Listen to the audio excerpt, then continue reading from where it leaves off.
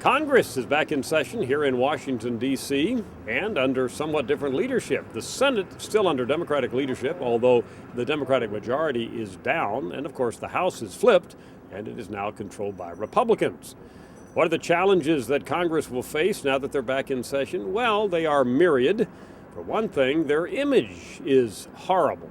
And I use that word horrible because, in fact, that's what the data show. Congress approval in December, which is our most recent measure, was at 13%, and that's the lowest in Gallup poll history.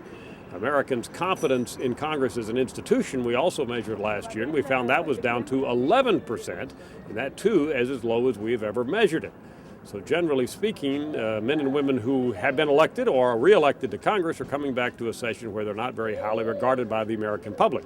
Now, our last measure of Congress approval came in early December, and that was before the lame duck Congress session cooperated with President Barack Obama and got some legislation passed. So perhaps when we measure it again in January, we'll find that Congress approval is up some. We'll wait and see. That'll be in the next week or two. But we know that at least at this point, our latest measure shows Congress held in low repute by the average American.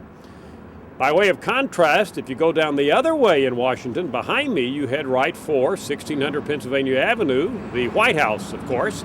And the resident therein, President Barack Obama, is actually enjoying a fairly high approval on a relative basis. He enters the new year, that is the president, with a 50% job approval rating. At least that's what he averaged over the first couple of days of January.